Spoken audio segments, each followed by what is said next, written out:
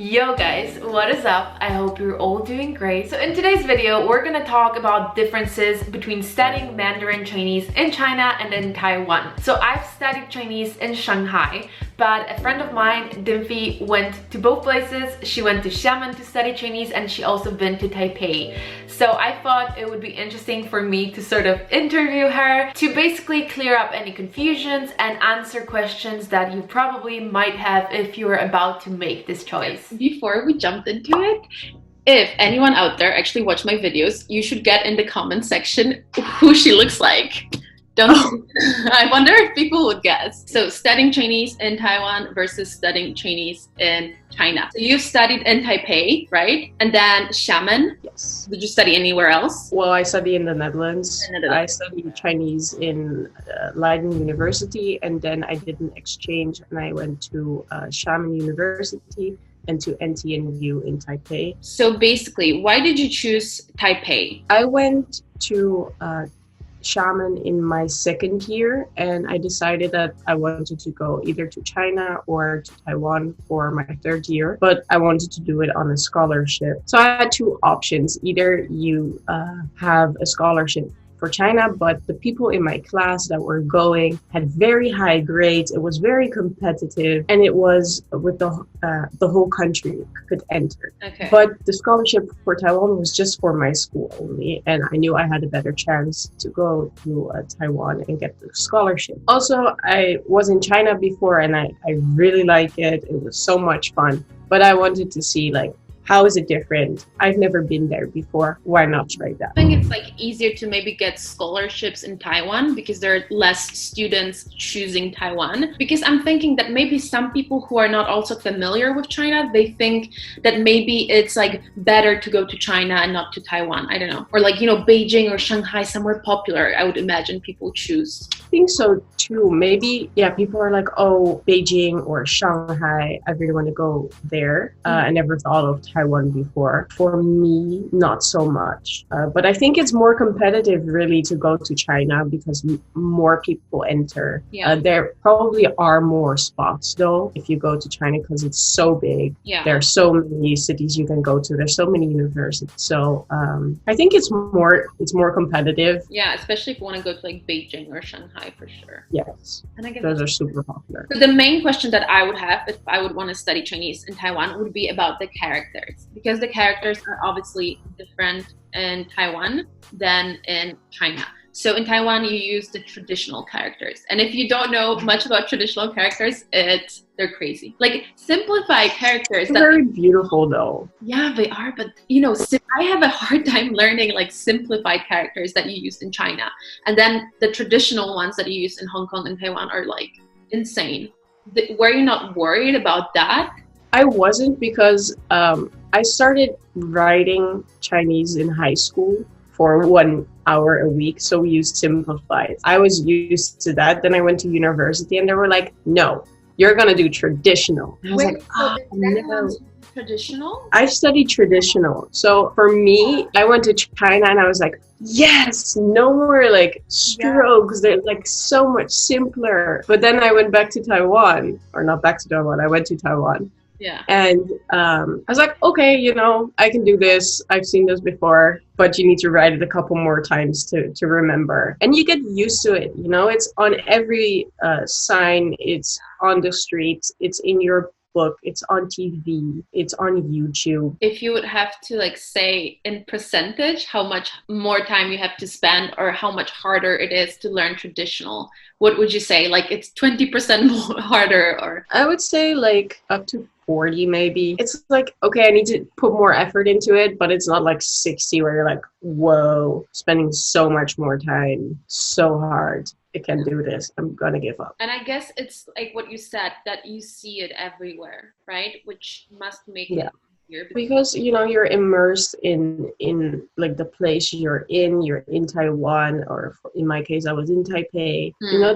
The menu is in traditional characters. The shop sign is in traditional characters. If you make friends, they type in traditional characters. But the nice thing is they understand simplified. So my keyboard is in simplified. No problem.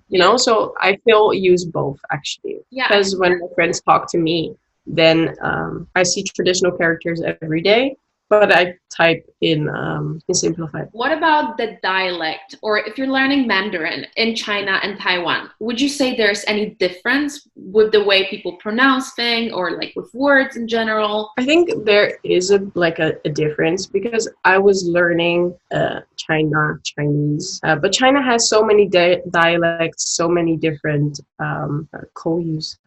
what's the word? Accents and everything. If someone learns Mandarin in Taiwan and then goes to China, do you think people will be able to hear that you've learned Chinese in Taiwan? Yes, I think so. I think it's very obvious for them to be like, oh, you learned it in Taiwan, and the other way around too, like, oh, you've learned it in China, because the accent is just so different. I've heard before that Taiwanese Chinese sounds cute. I heard that softer. Yeah, and like because it has like the cute sounds at the end of the sentence. Also, like you can say like 吃饭饭, you duplicate your words so it makes it cuter, like 牵手手 and that kind of stuff. So is it true that it's easier for foreigners to adapt in Taiwan? Because that's what I heard a lot. A lot of people say that like it's just, as a foreigner, it's better to go to Taiwan first. It's less of a culture shock. It's easier to, just adapt. Oh, I think so too. Because for me in Taipei, it was less of people staring at me, people pointing at me, people just talking about me in like a public space. Because in China, I had often that people are like, wow, look at that foreigner. Yeah. Wow, she's so tall. I think here we must say that was your experience in Xiamen, right? Yeah. Which is a third-tier city. Yeah. So that I mean, I had it in Shanghai too at the buns, but there are lots of, how are they called? Tourists from inside of China that come to Shanghai. Yeah. But I think like people that live in Shanghai are so exposed to foreigners that they are not like, wow, look at that foreigner. For sure. Like if you live in a residential area in Shanghai, they do not care. But many other places, when I traveled to like Nanjing, for example, and that's very close to Shanghai, like that's another story. There you get the stairs. Exactly. So when you move around in the country, you have like people that might have never seen a foreigner before. And I'm not saying that nobody has seen a foreigner before, but if you move outside of a big city where most of the foreigners are concentrated, then, maybe they've seen them 10 times or 100 times, but it's less of a like regularity. Well, that's not the right word, but it's less common.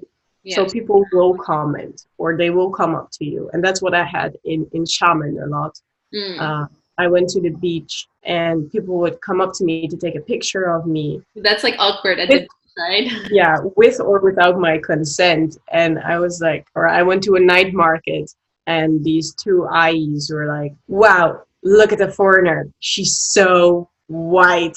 And I just looked around and went like, and they were like, you speak Chinese? And I'm like, well, just a little bit. And they were like, oh, but like I didn't mean it in a bad way. We like white. Cool, fine. And then I was eating and they came back again and they're like, whoa, a foreigner. And I'm like, I just talked to you, like, oh, but they didn't recognize you. And there are like so many foreigners in that area. Yeah, like they didn't even recognize me the second time. So, sometimes that made me feel awkward, or when I was just eating by myself and people would be like, look at the foreigner, post it on their WeChat. I'm like, I'm probably on some people's WeChat. Today I saw a foreigner eating Chinese food. I wonder if she liked it.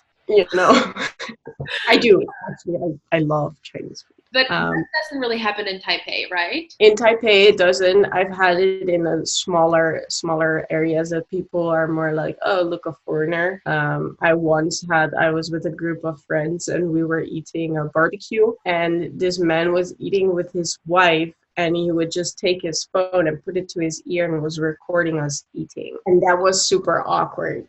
Yeah, I can imagine. But still, people are shocked when you try to speak Chinese. They're so nice when you do, though. They're like, oh, wow, you're trying. Like, good for you. We encourage this. Like, how cool that you try to speak our language. And I'm really grateful for that, that they give you an opportunity to practice. Although they like to practice their English, too. like you speak Chinese and they're like, I'm That's going to speak English. another question of mine. Is that not more of a issue in Taiwan? Because that's what I experienced in Taiwan. So I've only went to Taipei for like holidays, but whenever I was trying to speak Chinese, people would actually answer in English. And that doesn't really happen in Shanghai. Well, nowadays it's changing. If you're in downtown Shanghai, maybe sometimes, but not really. So I've never really experienced that issue in China where I would try to speak Chinese and they would answer in English.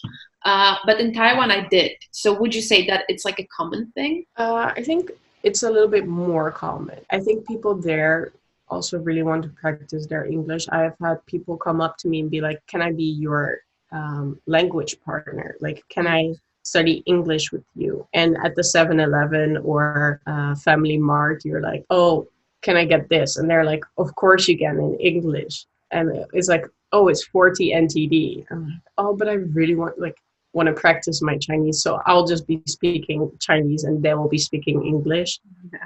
But is it an issue? I wouldn't say so. Like, if you keep at it, they will just go back to Chinese anyway. Mm-hmm. And also lots of people are scared of speaking English. So when you show that you at least have some basic knowledge of Chinese, they'll be happy to talk Chinese to you. Would you say that there are any like big differences in the way they teach Chinese in Taiwan and in China? For me, I haven't really experienced that. I think they really like you to, the teacher will say a word and you will say it back to them, and you will write a little piece, or you will just write characters over and over and over again. And they have this workbook and you need to fill out the words. So for me, it wasn't that different. They also really like to, more so than in Taiwan, like to give culture lessons in China. Like, this is tea culture, this is where it came from, or the history of chopsticks, more so than in Taiwan. Who do you think should choose Taiwan and who do you think should choose China? So let's say, if you like warm weather, you choose Taiwan or whatever. Like, that's the first thing that I'm thinking, that Taiwan has better climate. I mean, obviously, if you go to south of China, that's the same climate. But would you have anything to say about that? I think choose to go to Taiwan if you are in some sort of way scared of the culture shock. Mm-hmm. Taiwan is an easy way.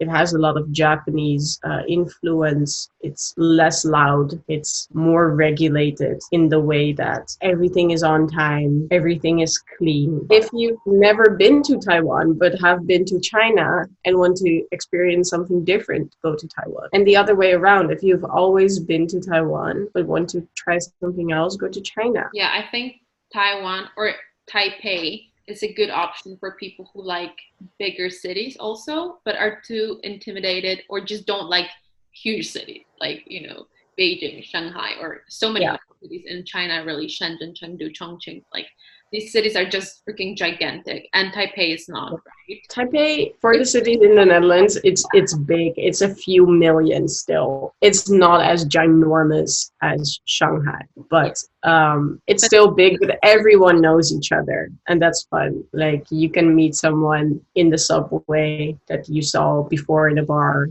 or that you go to school with, and you're like, oh, hey, you're here too? Like, yes. Yeah. So if you don't like huge cities, then Taipei is a good city. Well, I think that is pretty much it. Thank you so much for doing this. That was fun. I think we actually had some good points. You had some good points. I was just mainly sitting and not like, true, I agree. No. But I would love to myself try out Taiwan one day. I think I'm sure. Yeah, I always really like Taipei, so I would love to try. I mean, if I'm gonna do an internship there, you and ... should come to mystery guest. Oh my god, yeah, then we come and visit. Yeah, that would be so fun.